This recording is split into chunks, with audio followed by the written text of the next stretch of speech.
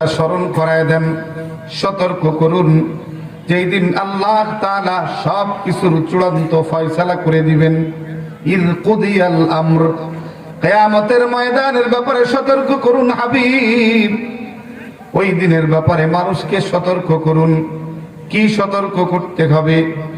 পৃথিবীর জমিনে মানুষ যদি বারবার কোনো ঝামেলায় পড়ে, মানুষ যদি কোনো কিছু কাঙ্ক্ষিত বস্তু না পায় আফসোস করে, মানুষ যদি ব্যবসায় ঠকে যায় আফসোস করে, নির্বাচনে ঠকে গেলেও আফসোস করে, কিন্তু এরপরেও কিন্তু আফসোসের আবার প্রতিকার হয়, আবারও নতুন করে কিছু করার সুযোগ হয়। কিন্তু রব্বুল আলামিন বলেন, কিয়ামতের কঠিন ময়দানে যদি একবার কেউ ঠকে বসে, ওই দিনের আফসোস যে হবে শুরু, আর কোনোদিন সে আফসোস শেষ হবে না। আল্লাহ বলেন, আফসোসের ব্যাপারে আপনি স্মরণ করায় দিন। কি আফসোস করবে মানুষ? আল্লাহ পাক রব্বুল আলামিন বলেন, ইয়াকুলু ইয়া লাইতানি কদ্দামতু লিহায়াতি। মানুষ যখন কিয়ামতের কঠিন ময়দানের বিভীষিকাময় পরিবেশ দেখে ফেলবে, জাহান্নামকে কিয়ামতের মাঠে উপস্থিত করা হবে। ওয়াজিআ ইয়াউমা ইযিন বিজাহান্নাম, রব্বুল আলামিন বলেন কিয়ামতের ময়দানে জাহান্নামকে উপস্থিত করা হবে। তখন জাহান্নামকে দেখে ফেলবে মানুষ। জাহান্নামকে যখন দেখবে মানুষ, তখন এমন অবস্থা হয়ে যাবে হুঁশ হারায় ফেলবে, ডেকে ডেকে বলতে থাকবে, ইয়া লাইতানি কদ্দামতু লিহায়াতি, হায় আমার ধ্বংস, আমি তো এই জীবনের জন্য কিছুই করি নাই। আল্লাহ পাক রব্বুল আলামিন বলেন, ফায়াউমাইযিন লা ইউআযযিবু আযাবাহু আহাদ। ওই দিনে আল্লাহর মতো আযাব আর কেউ দিতে পারবে না। ওয়ালা ইউসিকু ওয়াসাকাহু আহাদ, আল্লাহর মতো বন্ধন আর কেউ বন্ধন দিতে পারবে না। রব্বুল আলামিন বলেন, নবী, পৃথিবীর মানুষ যারা কিয়ামতের ময়দান থেকে বেহুশ হয়ে গেছে, গাফিল হয়ে গেছে, উদাসীন হয়ে গেছে, যাদের জীবন চলার কোনো লাগাম নাই, জীবন চলার কোনো ব্রেক নাই, সমানে চলতেছে, নাফরমানি করে করে চলতেছে, বয়স শেষ হওয়ার সাথে কোনো পরিবর্তন হচ্ছে না। নবী, আপনি ওই মানুষদেরকে সতর্ক করুন, ওই মানুষদেরকে ওই দিনের ব্যাপারে সতর্ক করুন, যেই দিন সব কিছুর চূড়ান্ত এক ফয়সালা হবে।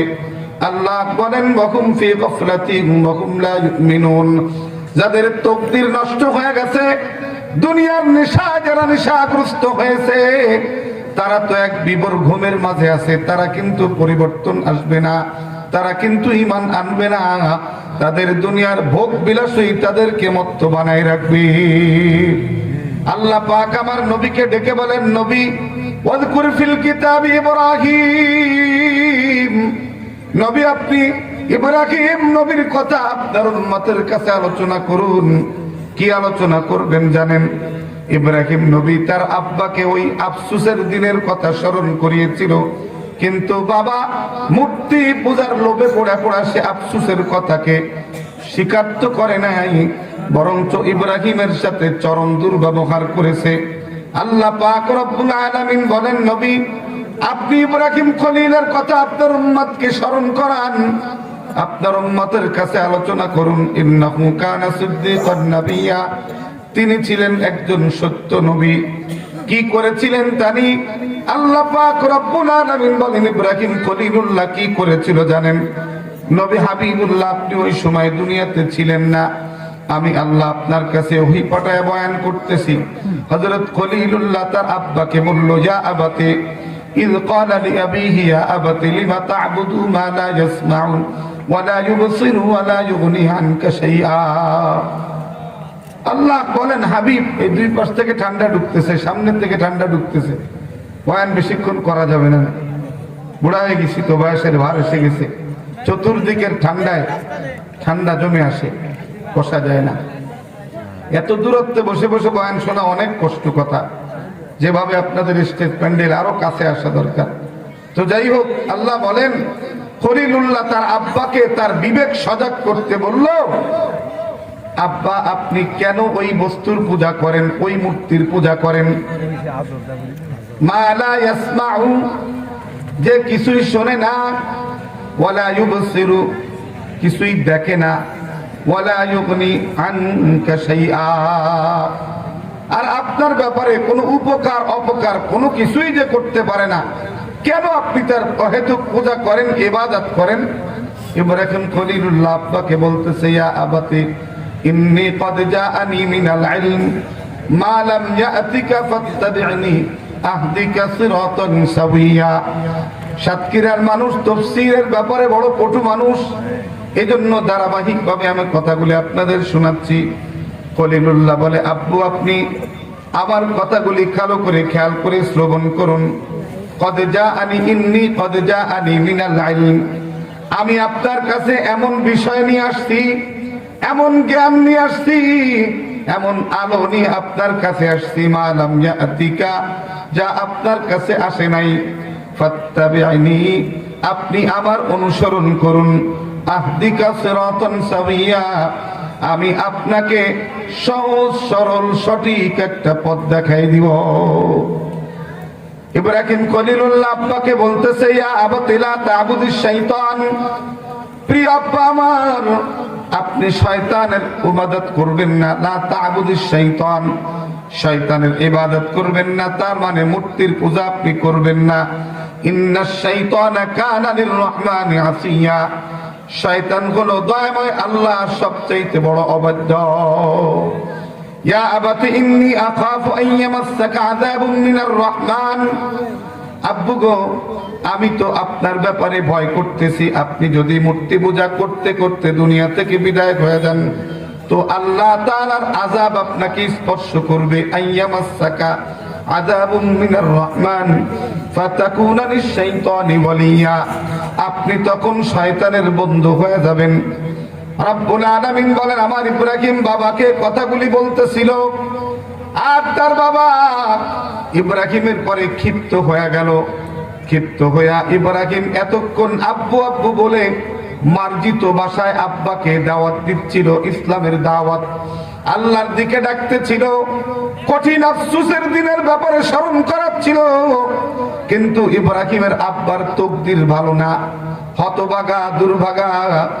খলিলুল্লাহকে ডাক দিল, ক্বালা আরাগিবুন আনতা আন আলিহাতি, ক্বালা আরাগিবুন আনতা আন আলিহাতি ইয়া ইব্রাহিম, হে ইব্রাহিম তুমি কি চাচ্ছ আমার উপাস্যদের থেকে তুমি আমাকে সরায় নিতে? আরাগিবুন বিমুখ করতে চাচ্ছ তুমি? আনতা আন আলিহাতি ইয়া ইব্রাহিম, আমি যে মূর্তির উপাসনা করি, আমি মূর্তি কাজে নিয়ে চলি, আমি যে মূর্তির পূজা করি, তুমি কি চাইতেছো আমাকে সেখান থেকে দূরে সরাইতে? শোনো ইব্রাহিম, লা ইল্লাম তানতাহি, এমন কথাবার্তা থেকে তুমি যদি বিরত না হও, লা আরজুমান্নাকা ওয়াহজুরনি মালিয়া। কি কঠিন কথা! বাপ বলতেছে সন্তানকে, তুমি যদি এ কথা থেকে বিরত না হও তাইলে আমি তোমাকে অবশ্যই প্রস্তর আঘাত করে, পাথরের আঘাতে তোমাকে শেষ করে দিব। লা ইল্লাম তানতাহি লা আরজুমান্নাকা ওয়াহজুরনি মালিয়া।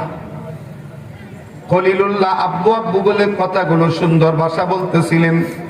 মুহতারাম হাজিরিন, কথাটা আল্লাহ আমার দিলে দিলেন তাই উপস্থিত করলাম।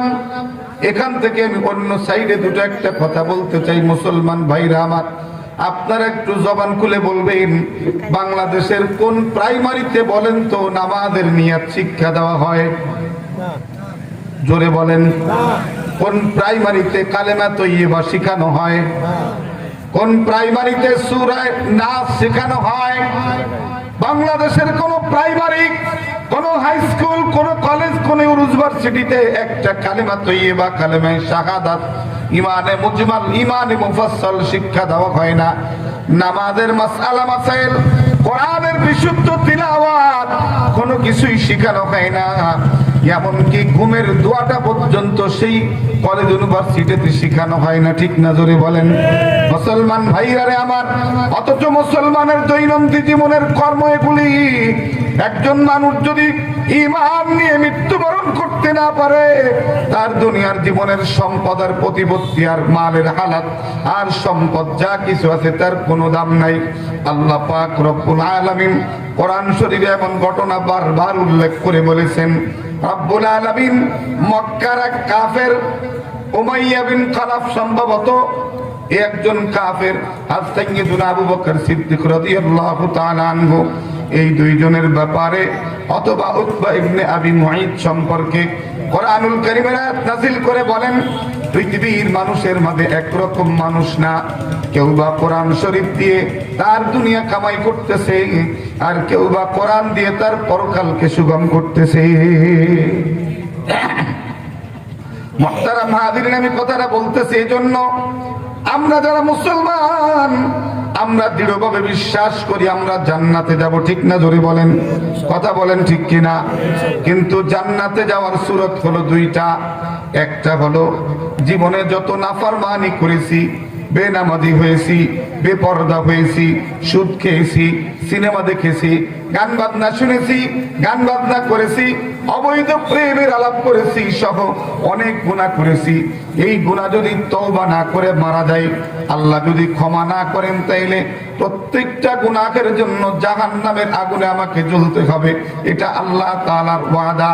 মুহতারাম হাজিরিন, যদি এমনটি হয় তাইলে একজন মুমিনের জন্য দুই সূরতে জান্নাতে যাওয়ার সুযোগ। একদম নিষ্পাপ হইয়া দুনিয়া থেকে কেউ যদি জান্নাতে যাওয়ার ইচ্ছা করে, তাইলে তাকে অবশ্যই গুনাহমুক্ত হয়ে দুনিয়া থেকে বিদায় হওয়া লাগবে, তাইলে সরাসরি জান্নাতে যাওয়া যাবে। আর একটা হইল তার গুনাহের সব আযাব আর গজব কাফফারা হইয়া জাহান্নাম খাইটা তাকে জান্নাতে যাইতে হবে। দুই সূরতের এক সূরতের বাইরে জান্নাতে যাওয়ার সুযোগ নাই। আচ্ছা বলেন, আমার সন্তান আমি সবচেয়ে বেশি ভালোবাসি, ঠিক না বলেন? বর্তমান ডিজিটাল সময়, স্মার্ট সময় হওয়ার কারণে আগের তুলনায় সন্তান মানুষের কম বেশি না। মানুষ সব সময় সন্তান কমানোর ফিকিরে আছে। যে কোনো পদ্ধতিতে ওই যারা আমাদের রিজিকের কন্ট্রাক্টরে নিয়েছে মরিবার পরিকল্পনা, তাদের থেকে পরামর্শ নিয়ে হলেও একটি সন্তান দুটি সন্তানের বেশিতে আমরা রাজি না। মুহতারাম হাজিরিন, এই কলিজার টুকরা সন্তানের জন্য আমার এত অর্থ, এত শ্রম, এত ঘাম ব্যয় করে করে আমি যে সন্তানটাকে দুনিয়ার ভবিষ্যৎ গড়তেছি, আমার সন্তানের দুনিয়ার ভবিষ্যৎটা স্থায়ী না অস্থায়ী বলেন তো আপনারা? জোরে বলেন। এটা বিশ্বাস করা লাগবে, আমি যে ভবিষ্যৎ করতেছি এটা অস্থায়ী ভবিষ্যৎ, স্থায়ী কোনো ভবিষ্যৎ না। আমার সন্তানের স্থায়ী ভবিষ্যৎ হলো জান্নাত। আর ওই জান্নাতে যাওয়ার জন্য আমার সন্তানের স্থায়ী ভবিষ্যৎ হলো ঈমান শিখানো, নেক আমল শিখানো, আমার সন্তানকে গুনাহের পরিবেশ থেকে আলাদা করা। তার মানে হইল সন্তানকে ঈমান শিখাইতে হবে, ঈমানের সংরক্ষণ শিখাইতে হবে, আর ঈমানের উন্নয়ন শিখাইতে হবে। তিন কাজগুলো প্রত্যেকটা মুসলমানের জন্য জরুরি, নইলে ঈমানের সাথে মৃত্যুবরণ করে জান্নাতে যাওয়া যাবে না। ঈমান থুয়া জান্নাতে যেতে হবে, আর ঈমান থুয়া সরাসরি জান্নাতে যাওয়া যাবে না। মুহতারাম হাজিরিন, একজন মা তার সন্তানকে ছোট্টবেলায় একেবারে শৈশবেই মা তার সন্তানের শরীর চর্চা করে, মা তার সন্তানের রূপচর্চায় মত্ত হয়ে থাকে, তার দেহের পরিচর্যায় লিপ্ত হয়, তার সুন্দর খানা, তার সুন্দর পোশাক, সময় মতো তার গোসল, এসব কিছু একজন মা করে থাকে। ওই মায়ের আদরের হাতে, মায়ের কোমল হাতেই একটি সন্তানের দুনিয়ার জীবন এবং দুনিয়ার সুখ শান্তি, দুনিয়ার এই বডি সব কিছু পরিচর্যা হয়ে এক সুঠামত্ত সুন্দর যুবকে পরিণত হতে থাকে, যেখানে আল্লাহ তাআলার রহমতের বৃষ্টি থাকে। আস্তে আস্তে বেড়ে বেড়ে শৈশব থেকে কিশোরে ওঠে, কিশোর থেকে যৌবনে পদার্পণ করে। মুহতারাম হাজিরিন, কিন্তু এই মা যদি এই সন্তানের জন্য ঈমানের কোনো বিষয়, আমলের কোনো বিষয়, দ্বীনের কোনো বিষয় নিয়ে ফিকির না করে, মায়ের কোমল হাতের এই গঠনকৃত, এই নার্সিংকৃত সন্তানটি, মায়ের কোমল হাতে পরিচর্যাকৃত সন্তানের এই বডিটা আল্লাহর জাহান্নামের খোরাক হবে, আর কিচ্ছু হবে না। এই জন্যই সমাজের মধ্যে একজন দিনদার মায়ের দাবি আছে। একজন দিনদার মায়ের দাবি আছে কেন? একজন মা যদি দিনদার হয়, গর্ভ থেকে সন্তানটাও দিনদারের আশা করা যায়। কিন্তু গ্যারান্টি দিয়ে বলতে পারি, একজন মা যদি এই দুনিয়ার শিক্ষায় শিক্ষিত হয়ে সর্বোচ্চ শিক্ষা অর্জন করে, বিসিএস ক্যাডারও হয়। আমরা যা দেখতে পাই, দুনিয়ার শিক্ষিত মায়েরা তার সন্তানকে একটা মুহূর্ত পর্যন্ত নিয়ে বসার সুযোগ পায় না। আপনি ডাক্তার মহিলা বলেন, সন্তানের পরিচর্যার জন্য রাখা আছে, মায়ের কোলে সন্তানের লালন পালনের সুযোগ নাই। সকাল টু সন্ধ্যা, সন্ধ্যা টু সকাল টাকার পিছনে নেশার মতো ঘুরে বেড়ায়। এই হাসপাতাল থেকে ওই হাসপাতাল, ওই ক্লিনিক থেকে এই ক্লিনিক, ওই চেম্বার থেকে এই চেম্বার। রাতের বেলাও সন্তানকে একটু বুকের আদর দেওয়ার সুযোগ হয় না। ঠিক। কিন্তু একজন দিনদার মা, যার কলিজায় কোরআনের নূর আছে, এমন একজন মা যদি কোনো মাদ্রাসায় পড়ায়, সন্তান তার কাছে থাকে। কথা বলেন ঠিক কিনা? বাংলাদেশের মহিলা মাদ্রাসাগুলো খবর নিয়ে দেখবেন, মা মাদ্রাসার ভিতরে কিতাবখানায় পড়ায়, কোরআন শরীফ পড়ায়, কিন্তু সন্তানটা তার কাছেই থাকে। বন্ধুরে, এই সন্তানটা যেমন মায়ের আদরের কারণে তার বডির গঠন হয়, ওইভাবে মায়ের যত্নের ভিতর থেকে তার আত্মিক পরিচর্যাও হতে থাকে। আল্লাহ পাক রব্বুল আলামিন অমন এক মায়ের আলোচনা কোরআন শরীফের সূরা আলে ইমরানের ভিতরে করেছেন। রব্বুল আলামিন বলেন, এই জাতি যদি হান্নার মতো আর কোন মা পায়, তাইলে মরিয়মের মতো সন্তান পাবে। জাতি যদি খাদিজার মতো কোন মা পেয়ে যায়, তাইলে ফাতেমার মতো সন্তান পাবে। জাতি যদি ফাতেমার মতো কোনো মেয়ে পেয়ে যায়, তাইলে হাসান হুসাইনের মতো সন্তান পেয়ে যাবে। কিন্তু আফসোস হইল, এই সমাজের মুসলমান তার একটি মেয়ে সন্তানকে আদর্শ মা বানাইতে চায় না। আদর্শ মা হওয়ার জন্য সবচাইতে তার একেবারে শুরু জীবনের হাতে কড়ির লেখাপড়া যদি নুরানিতে হয়, ইনশাআল্লাহ ও মা একটা সন্তানের জন্য আদর্শ মা হয়। একটা মুসলমানের দৈনন্দিন জীবনে যা দরকার, নুরানি মাদ্রাসায় ক্লাস 3 পর্যন্ত পড়লে তা কমপ্লিট হয়ে যায়। প্লে থেকে ক্লাস 3 শ্রেণী পর্যন্ত 5টা ক্লাস। 5 বছর বয়সের সন্তানকে আপনি যদি নুরানিতে দিয়ে দেন, তাহলে ক্লাস 3 পর্যন্ত 3য় শ্রেণী পর্যন্ত সন্তানটা 4টি কালেমা সুন্দর করে মুখস্থ করে নেয়। ঈমানে মুজমাল, ঈমানে মুফাসসাল, তাশাহুদ, তাহিয়াত, দুরূদ শরীফ, দোয়া মাসুরা, দোয়ায়ে কুনুত সহ জানাজার দোয়া, জুমার নামাজের খুতবা এবং কোরআনুল কারীমের থেকে 30 নম্বর পারা মুখস্থ করা। বন্ধুরা আমার, শুধু ক্ষান্ত নয়, 2 রাকাত নামাজ পড়ার জন্য 60টি মাসআলা লাগে। সকাল থেকে ঘুম থেকে উঠা নিয়ে আবার ঘুমানো পর্যন্ত মুসলমানের বাকে বাকে নবী পাকের জিকির শিখাইছেন। বান্দা, তুমি ঘুম থেকে উঠবা তো দোয়া পড়ে বলবা, আলহামদুলিল্লাহিল্লাযী আহইয়ানা বা'দা মা আমাতানা ওয়া ইলাইহিন নুশুর। ঘুম থেকে উঠে শেষ করার পরে তোমার বাথরুমে ঢোকার দরকার হবে, ওইখানে যেন তুমি ঈমান নিয়ে যাইতে পারো, ঈমান নিয়ে বের হইতে পারো। এজন্য বাথরুমে ঢোকার দোয়া আছে, আল্লাহুম্মা ইন্নী আউযু বিকা মিনাল খুবুসি ওয়াল কাবাইস। বাথরুম সেরে বের হবা, গুফরানাকা আলহামদুলিল্লাহিল্লাযী আযহাবা আন্নিল আযা ওয়া আফানি। বাথরুম শেষ করে বের হওয়ার পরে ওযু করবা, তো ওযু করার শুরুতে বিসমিল্লাহি ওয়াল হামদুলিল্লাহ পড়বা। তো যতক্ষণ ওযু থাকবে তোমার সওয়াব হইতে থাকবে।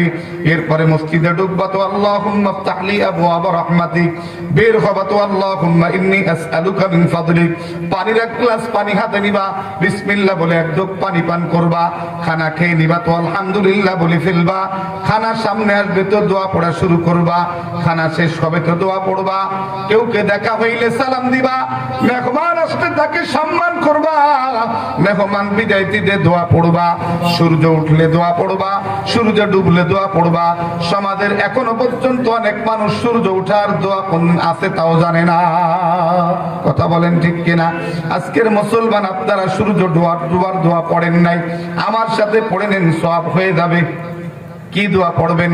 আল্লাহুম্মা হাযা ইকবালু লাইলিকা ওয়া ইদবারু নাহারিকা ওয়া আসওয়াতু দুআতিকা ফাগফিরলি। কেউ যদি দোয়াটা পড়ে নাই, রব্বুল আলামিন রাতের বেলা আল্লাহ তাআলা তাকে নিয়ে নিলে তাকে মাফ করে দেয়। আবার সকালের সূর্য যখন ওঠে, সূর্য ওঠার দোয়া পড়ে, আলহামদুলিল্লাহিল্লাযী আকালানা ইয়াওমানা হাযা ওয়া লাম ইউহলিকনা বিযুনুবিনা। আয় আল্লাহ, সামনের যেদিন আমার সামনে আসছে, শুকরিয়া আল্লাহ আপনার। আয় আল্লাহ, নতুন দিনের সূর্য আমার সামনে আসছে, এই দিনের গুনাহে আমি যেন ধ্বংস না হই, আপনার কাছে আশ্রয় চাই। মুহতারাম হাজিরিন, কথাগুলো আমি বলতেছি হৃদয় থেকে। আমার কলিজার টুকরা সন্তানের জন্য আমি দুনিয়ার ভবিষ্যৎ এমন কিছু নাই যা করি নাই। শীতের দিন আসছে তো নতুন পোশাক, গরমের পোশাক কিনে দিয়েছি। পায়ের মোজা ঠান্ডা লাগার থেকে বিরত রাখার জন্য মোজা কিনে দিয়েছি। কানের ঠান্ডা থেকে বাঁচার জন্য আমি কান টুপি কিনে দিয়েছি। সন্তানের ঠান্ডা লাগা না লাগার ব্যাপারে সতর্ক আছি। যেই সন্তানের ব্যাপারে আমার এত দরদ, ওই সন্তানটা ইন্তেকালের পরে জাহান্নামে যাবে, জান্নাতে যাবে। যেই অভিভাবকে কল্পনাও করে না, ওই অভিভাবক সন্তানের জন্য সত্য কোনো অভিভাবক না, বরঞ্চ সন্তানের জন্য ওই অভিভাবক সবচাইতে দরদি এবং সবচেয়ে বেশি দায়িত্বশীল, যে তার পরিকল্পনা নিয়ে চিন্তা করে। আবার সন্তানরা ইন্তেকালের পরে কবরে যাইয়া জাহান্নামের আগুনে জ্বলবে না আল্লাহর জান্নাতের মেহমান হবে। নবী আমার গ্যারান্টি দিয়ে বলেছেন, মান সালাকা তরিকান ইয়ালতামিসু ফীহি ইলমা সাক্কারাল্লাহু বিহি তরিকান ইলাল জান্নাহ। নবী আমার গ্যারান্টি দিয়ে বলেন, উম্মত তোমার সন্তানকে ঘর থেকে যেদিন ইলমে দ্বীনের জন্য বের করে দাও, আর সন্তান হাইটা হাইটা মাদ্রাসার দিকে যাইতে থাকে, নবী আমার বলেন সন্তানটা যেন জান্নাতের দিকে কদম বাড়ায় আগাইতে থাকে।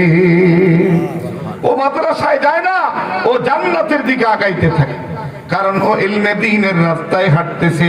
মুসলমান ভাইরারে আমার, আমার সন্তানের জন্য এমন কোন ভবিষ্যৎ যদি আমি না করে থাকি, আর যাই ভবিষ্যৎ করি না কেন, এটা আমার সন্তানের জন্য কোনো কল্যাণ হইতে পারে না। এটা সন্তানের দুনিয়ার অস্থায়ী ভবিষ্যৎ। স্থায়ী ভবিষ্যতের জন্য সন্তানকে ইলমে দ্বীন শিখাইতেই হবে, কোরআন শিখাইতেই হবে, দ্বীন শিখাইতে হবে, আমল শিখাইতে হবে। এই জন্যই তো আপনারা বড় সৌভাগ্যবান মানুষ, এই এলাকার মাঝে একটা মাদ্রাসা কায়েম করেছেন, যেই মাদ্রাসায় পেলে থেকে শুরু করে একটা বাচ্চা হাফেজে কোরআন হয়ে বের হয়ে যাওয়ার মতো সুযোগ আল্লাহ তাআলা করে দিয়েছেন। কিয়ামতের ময়দানে আল্লাহ তাআলা ডাকবেন, আর যদি বলেন কই তুমি ইলম শিখো নাই কেন, সন্তানকে শিখাও নাই কেন, মানুষ বলবে মাদ্রাসা এলাকায় ছিল না। আপনার জীবনের ডায়েরি থাকবে সেদিন, জীবনের ডায়েরির পাতা খুলে দেখবে 2024 সালের পর ইন্তেকাল করেছে। এ 24 সালের আগে 23 সালে জামিয়াতুল ইব্রাহিম সাতক্ষীরা এই এলাকার মধ্যে প্রতিষ্ঠা লাভ করেছিল, কিন্তু একটা সন্তানকে কোরআন শেখানোর জন্য চিন্তা করে নাই, নিজেও কোরআন শেখার জন্য আগ্রহ করে আসে নাই, মাদ্রাসাটা এখানে সুন্দর মতো পরিচালিত হোক এই চিন্তাও সে করে নাই। তো আল্লাহ পাক রব্বুল আলামিন বলবেন, ফেরেশতা এই বান্দার ডায়েরিতে যা লেখা আছে তার জীবন তার বিপরীত, এই বান্দার জন্য জাহান্নামের আগুন ছাড়া আর কিছু পাওনা নাই। মুহতারাম হাজিরিন, কথাগুলো খারাপ লাগলেও স্থায়ী জীবনের কথা। আল্লাহ পাক এজন্য খলিলুল্লাহকে দিয়ে তার বাবাকে নসিহত করেছেন, কিন্তু বাপের তকদির ভালো না। সে বাপ তার সন্তানকে বলল, ইব্রাহিম আরাগিবুন আনতা আন আলিহাতি ইয়া ইব্রাহিম, তুমি আমার উপাস্য থেকে, আমার মূর্তি থেকে তুমি আমাকে দূরে সরাইতে চাচ্ছ, এমন চিন্তা তুমি যদি না ছাড়ো, তোমাকে আমি পাথরের আঘাতে হত্যা করব। ইব্রাহিম খলিলুল্লাহ তখন কি করেছিলেন আমার আপনার জীবনে খেয়াল রাখা দরকার। আল্লাহ পাক রব্বুল আলামিন খলিল বলল, সালামুন আলাইক। এই যুবক, রব্বুল আলামিন শিক্ষা দিতেছেন, কোন বাবা যদি সন্তানের সাথে দুর্ব্যবহার করেও, কোন মা যদি সন্তানকে ধমক দেয়, সন্তানের অধিকার নাই বাবার সামনে রক্ত চঙ্গিয়ে কথা বলবে, বাবার সামনে রক্ত চক্ষু করে কথা বলবে, বাবার সামনে ধাক্কা মেরে কথা বলবে, বাবাকে ধমক দিয়ে কথা বলবে, অধিকার কোন সন্তানকে দেওয়া হয় নাই। রব্বুল আলামিন কি বলতেছেন দেখেন। হযরত খলিলুল্লাহ বাবার এই কঠিন শব্দ শোনার পরেও খলিলুল্লাহ বলতেছেন, সালামুন আলাইক, আব্বু আপনি শান্তিতে থাকেন অথবা আপনি সুখে থাকেন, আমি আপনার থেকে বিদায় নিতেছি, বিদায় সালাম। সাস্তাগফিরুল্লাহ রাব্বি, আব্বু আপনার জন্য আমি রবের কাছে ক্ষমা প্রার্থনা করব। ইন্নাহু কানা বি হাফিয়া, কারণ আমি খলিলুল্লাহ জানি আমার মাওলা আমার বরে বড় স্নেহশীল। রব্বুল আলামিন আমার দোয়া ফেরত দেন নাই। আমি আমার ইসমাইলকে ছোট্টবেলায় ওই যে বাইতুল্লাহ যেখানে তখন নির্মাণ হয় নাই, একেবারে সেই মাটির ভিতরে ভিত ছিল, সেখানে রাইকে আমি রবের কাছে দোয়া করেছিলাম, রব্বানা ইন্নী আসকানতু মিন যুররিয়্যাতি বিওয়াদিন গায়রি যী যার'ইন ইনদা বাইতিকাল মুহাররাম রব্বানা লিয়ুকিমুস সালাতা ফাজআল আফইদাতাম মিনান নাস তাহওয়ি ইলাইহিম ওয়ারযুকহুম মিনাত তামারাতি লাআল্লাহুম ইয়াশকুরুন। রব্বুল আলামিন ইব্রাহিম খলিলের দোয়া ফেরত দেন নাই। মুহতারাম হাজিরিন, খলিলুল্লাহ বলেন আব্বা আপনার প্রতি আমার সালাম, এই বিদায় সালাম দিচ্ছি আপনাকে, আমি আপনার কাছে আর থাকলাম না বাবা, আপনি সুখে থাকেন, শান্তিতে থাকেন। মুফাসসিরিনে কেরাম তাই লিখেছেন, বন্ধু কোন জাহেলের সাথে গন্ডগোল হলে তুমি জাহেলের সাথে মুখ খারাপ করে বকাবকি করে চিল্লা চিল্লি করবা না। বুদ্ধিমানের কাজ হইল তাকে সালাম দিয়ে বিদায় দেওয়া, অথবা তাকে বলা তুমি শান্তিতে থাকো, আমি তোমার কাছ থেকে বিদায় নিচ্ছি। খলিলুল্লাহ সেই কাজ করলেন। আর কি করলেন? খলিলুল্লাহ বলতেছেন ওয়াতাসিলুকুম মা তাদউনা মিন দুনিল্লাহি ওয়া আদউ রাব্বি, আব্বা আমি আপনার থেকেও পৃথক হয়ে যাচ্ছি, আর আপনি যার উপাসনা করেন মূর্তি তার থেকেও আমি পৃথক হয়ে যাচ্ছি, আর আমি আমার আল্লাহর ইবাদত করি, আল্লাহর কাছেই চাইবো আমি, আপনি আপনার থেকে আমি বিদায় নিতেছি। আসা আল্লাহ আকুনা বিদুআই রাব্বি শাকিয়া, আশা করি আমি যদি এই পরিবেশ থেকে মুক্ত হয়ে আমি আল্লাহকে ডাকি তো আমার আল্লাহ আমাকে বঞ্চিত করবেন। ফালাম্মা তাসালাকুম, মুসলমান ভাইরে, এই সমাজের মানুষ গুনাহের পরিবেশ ছাড়তে চায় না, গুনার পরিবেশে ডুবে থাকে, অনেকে তওবা করে, আবার অনেকে বলে হুজুর আগের থেকে ভালো হয়ে গেছি, কিন্তু গুনার পরিবেশ ছাড়ে না। গুনাহের পরিবেশ ছাইড়া নেকের দিকে যাওয়াই হলো মুমিনের একটা বড় আলামত। যেই মুমিন গুনার পরিবেশ ছেড়ে তওবা করে আল্লাহ পাক তার গুনাহ মাফ করে দেয়, আর তওবা করার পরে গুনাহের পরিবেশ ছাইড়া যখন নেকির দিকে অগ্রসর হয়, আল্লাহ বলেন তার বিগত জীবনের গুনাহগুলো আমি নেকি দ্বারা পাল্টাই দেই। মুসলমান ভাইরে আমার, আল্লাহ পাক বলেন ফালাম্মা তাসালাকুম ওয়া মা ইয়াবুদুনা মিন দুনিল্লাহ ওয়াহাবনা লাহু ইসহাক ওয়া ইয়াকুব ওয়া কুল্লান জাআলনা নাবিয়্যা। রব্বুল আলামিন বলতেছেন অতঃপর আমার খলিলুল্লাহ যখন এই পরিবেশ ছেড়ে দিল, বাপ মুশরিকের পরিবেশ, বাবা মূর্তি পূজা করে, মূর্তি পূজার পরিবেশ ছেড়ে দিয়ে এখান থেকে হিজরত করে যখন আল্লাহকে ডাক দিল, তখন আল্লাহ পাক রব্বুল আলামিন বলেন আমি তাকে দান করলাম ইসহাক ও ইয়াকুব, তার মানে সন্তান কোন ইসহাক, আর সন্তান ইসহাকের সন্তান হইল ইয়াকুব। আল্লাহ পাক রব্বুল আলামিন বনি ইসরাইলের মাঝে অসংখ্য নবী আল্লাহ তাআলা পাঠাইছেন, যেই বনি ইসরাইলের প্রথম ব্যক্তি হলেন হযরত ইয়াকুব আলাইহিস সালাম, যাকে ইসরাইল বলা হতো। আল্লাহ পাক রব্বুল আলামিন খলিলুল্লাহর দোয়া এবং গুনাহের পরিবেশ থেকে আলাদা হওয়ার কারণে আল্লাহ পাক তাকে নিয়ামত দান করলেন। আর আল্লাহ পাক রব্বুল আলামিন বলেন ওয়াহাবনা লাহুম মির রাহমাতিনা ওয়া জাআলনা লাহুম লিসানা সিদকিন আলিয়া। আল্লাহ বলেন আমি তার এই ঔরসে যারা আসছিল ইসহাক আর ইয়াকুব, আমি তাদেরকে কি করলাম? আমার পক্ষ থেকে রহম দান করলাম। কি রকম দান করলাম? আল্লাহ বলেন আমি তাদের জবানকে সত্য করে দিলাম, সুমহান করে দিলাম, দ্বীনের দাওয়াতের জন্য তাদেরকে আমি নবী বানাই দিলাম। দেখেন মুহতারাম হাজিরিন, পূর্বপুরুষ যদি নেককার হয় পরবর্তী জেনারেশন নেককার হওয়ার আশা করা যায়। পূর্বপুরুষ যদি গাঁজা করার, মদ করার, হিরোইন করা, আফিম কর, তারিখর হয়, পরবর্তী জেনারেশন তা আশা করা যায় না, এটা সম্ভব না কোনোদিনও। এই জন্য রব্বুল আলামিন এক মায়ের আলোচনা করেছেন হান্না, যিনি হযরত ইমরানের স্ত্রী ছিলেন। হান্না তার পেটে সন্তান আসলেই সন্তানকে রবের জন্য মানত করে দিলেন। ওই শরীয়তে জায়েজ ছিল, এই শরীয়তে আল্লাহর জন্য কোন মানুষ মানত করা জায়েজ নাই, তবে নিয়ত করা দুরুস্ত না, শুধু সওয়াব আছে। আমার সন্তানটাকে আমি আল্লাহ আপনার কোরআনের হাফেজ বানাবো, আমার সন্তানকে আমি কোরআনের আলেম বানাবো, আমার সন্তানকে এই দ্বীনের দায়ী বানাবো, দ্বীনের একজন মুজাহিদ বানাবো, এই নিয়ত করার ভিতরে সওয়াবও আছে। আল্লাহ পাক রব্বুল আলামিন যদি কোনো কারণে এই সন্তানকে দুনিয়া থেকে বিদায় করে নেয়, রব্বুল আলামিন এই নিয়তের কারণে সন্তানটাকে আলেম হাফেজ বানায় ময়দানে উঠাবে। নিয়তের এত দাম, কিন্তু মুসলমান এখন নিয়ত করতে জানে না।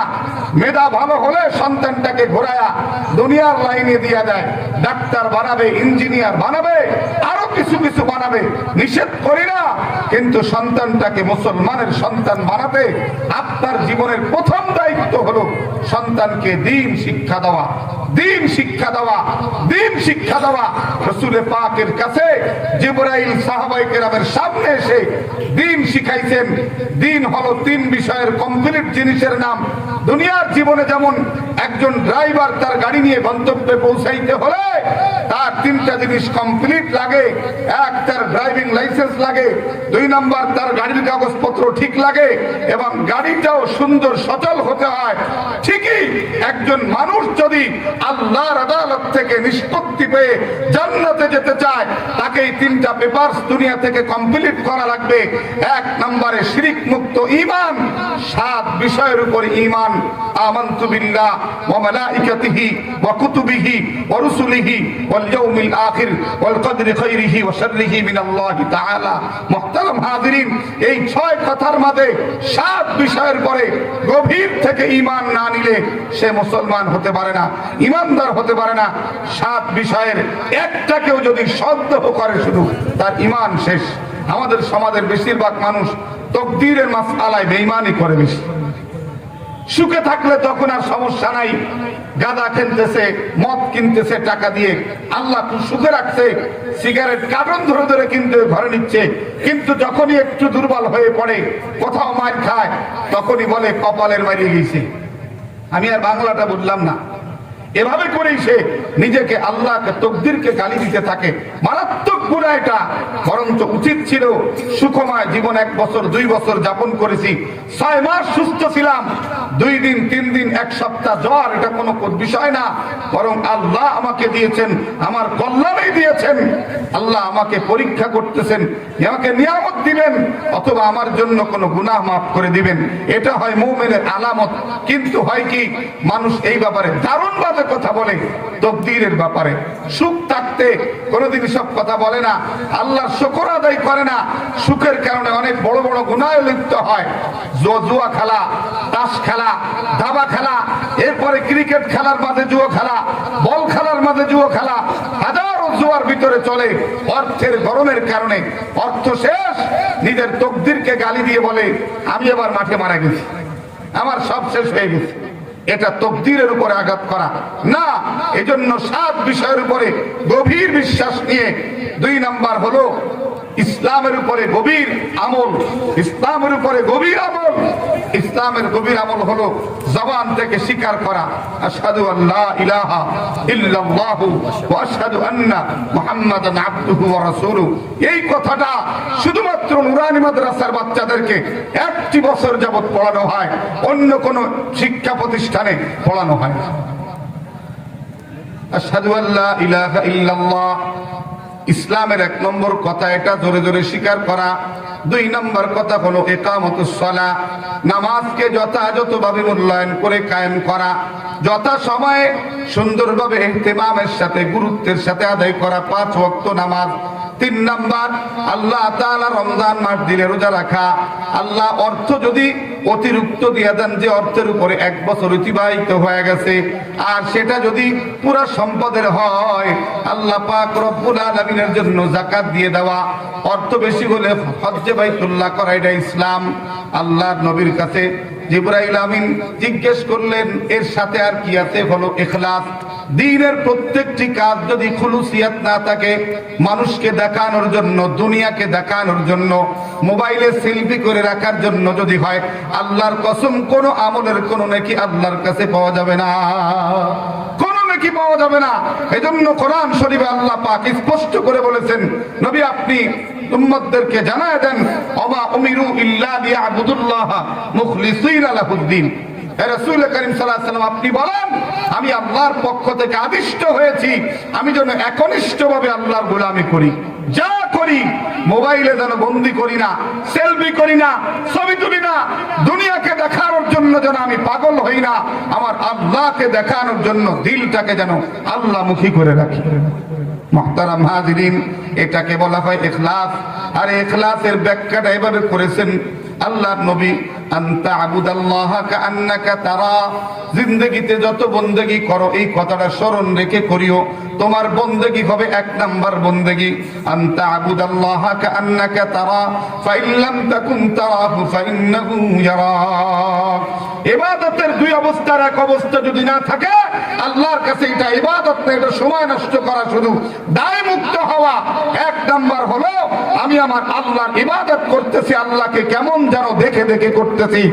আর যদি তাই না হয় তো আল্লাহ আমাকে দেখতেছেন এই কথা যেন অন্তর থেকে কোনো মুহূর্তের জন্য চলে যায় না, তাইলে আমার ইবাদত হবে না, হবে আমার দায়িত্ব মুক্ত হওয়া। আমার উপর একটা বোঝা ছিল, তাই শুধু নামায় দেওয়া। মুহতারাম হাজিরিন, এজন্য আল্লাহ তাআলা আমাদেরকে আফসোসের দিনের ব্যাপারে স্মরণ করায় দিয়েছেন। রব্বুল আলামিন বলেন, যারা দুনিয়ার জীবনে লাগামহীন চলে চলে নফসের গোলামি করে করে যারা মৌতের বিছানায় শুয়ে যাবে, তারা এই 3টা আফসোস আল্লাহ পাকের কাছে 3টা আবদার করবে। এক আবদারের কথা আপনাদের শুনাইছি, ডাক দিয়ে বলবে, রব্বানা আখিরনা ইলা আজালিন করিব, আয় আল্লাহ আমার হায়াতটাকে অল্প একটু বাড়ায় দেন, একটু আগায় দেন। কি করবে? নুজিবি দাওয়াতাকা ওয়া নাত্তাবিউর রাসূল। 1 নাম্বার দাবি করবে, আপনার সব দাওয়াত আমি কবুল করে নিব আর আপনার নবীর অনুসরণ করব। 2 নাম্বার আল্লাহ পাক রব্বুল আলামিন বলেন, হাত্তা ইযা আহাদাহুমুল মাউত হাত্তা ইযা জাআ আহাদাহুমুল মাউত ক্বালা রাব্বিরজিউন। কোন নাফরমানের যখন ইন্তেকাল সামনে এসে যাবে, আল্লাহর কাছে আরজি করে বলবে, আল্লাহ আমাকে একটু দুনিয়ার জমিনে ফিরায় দেন, লাআল্লি আ'মালু সালিহান ফীমা তারাকতু, যাতে আমি আমার জীবনের যত নেক আমল করি নাই সেগুলি করতে পারি। রব্বুল আলামিন বলেন সূরা মুনাফিকুনের ভিতরে আল্লাহ পাক বলেন, বান্দা বান্দি যখন আল্লাহর নাফরমানি করে করে মৌতের বিছানায় শুয়ে যাবে আর মালাকুল মৌতকে যখন দেখতে পাবে, তখন সে ডাক দিয়ে বলবে, লাউলা আককারতানি ইলা আজালিন করিব, আয় আল্লাহ আমি আপনার কাছে একটু আশা করতেছি যে আমার হায়াতটাকে একটু বাড়ায় দিবেন। লাউলা আককারতানি, কেন আমাকে একটু দেরিতে মৌত দেওয়া হলো না, ফাআসাদদাকা ওয়া আকুন মিনাস সালিহিন, তাইলে আমার জীবনটাকে আমি নেকের কাজে খাটাইয়া আমাকে নেকির কাজে খাটাইয়া আমি নেককার হইতাম আর আমার সব সম্পদ আল্লাহর রাস্তায় সদকা করে দিতাম। কিন্তু রব্বুল আলামিন বলেন, না, এমন কোন সুযোগ আর পাওয়া যাবে না, যা করা লাগবে হায়াতের জিন্দেগিতে করা লাগবে। এজন্য মুহতারাম হাজিরিন, আপনাদের কাছে আমার শেষ বেলায় দাবি হলো, বন্ধুরে, দুনিয়া থেকে নিঃস্ব হইয়া কবরে যাওয়াটা বুদ্ধিমানের কাজ না, দুনিয়ার জীবনে কিছু অর্জন করে করে যাওয়া কাজ। এজন্য রব্বুল আলামিন শোনায় দিয়েছেন, ইয়া আইয়ুহাল্লাযীনা আমানুত্তাকুল্লাহ, ও ঈমানদার আল্লাহকে ভয় করে করে জীবনটা কাটাও। ওয়াল তানজুর নাফসুম মা কদ্দামাত লিগাদ। ও বন্ধু, আল্লাহু আকবার, হুজুরকে তো আমি চিনি না,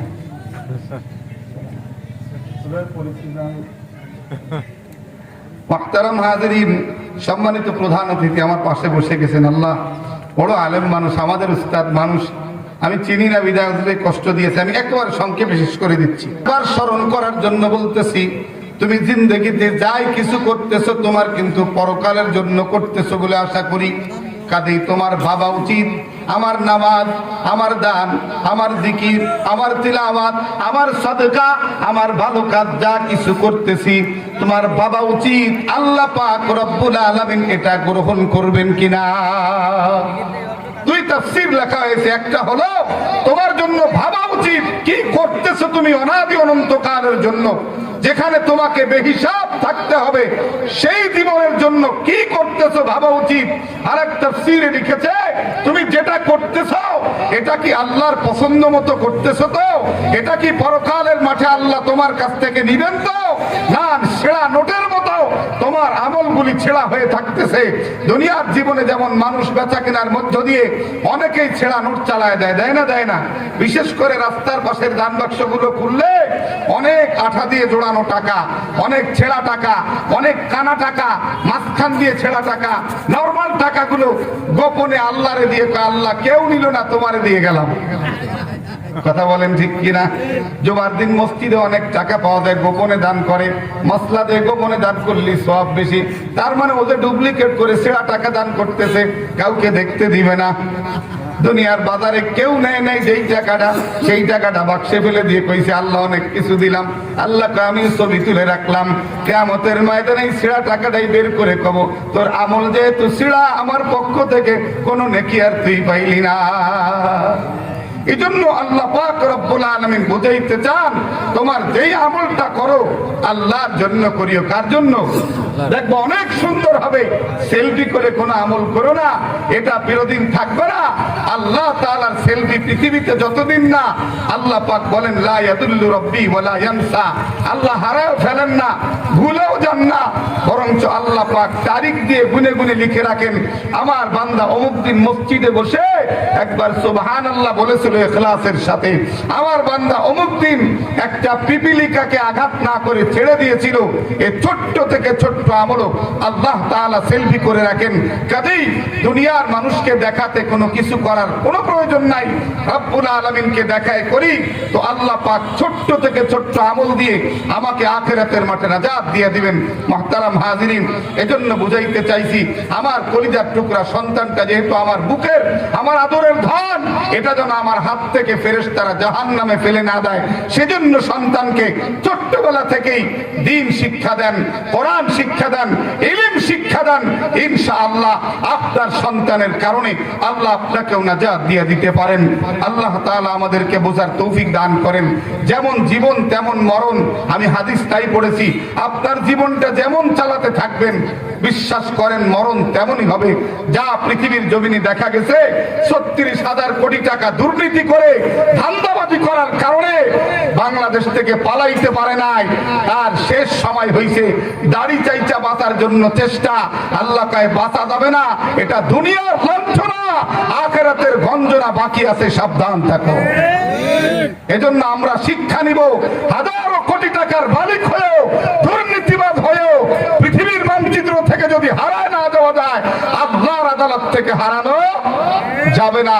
নিজেকে সাবধান করে ধরি, আমার জীবন যেমন চলবে মরণ তেমনই হবে। আল্লাহ আমাদেরকে ঈমানের সাথে, নেক আমলের সাথে, ইখলাসের সাথে আল্লাহর বান্দা হয়ে কবরে যাওয়ার তৌফিক দান করেন। আমিন সুম্মা আমিন। ওয়া আখিরু দাওয়ানা আলহামদুলিল্লাহ।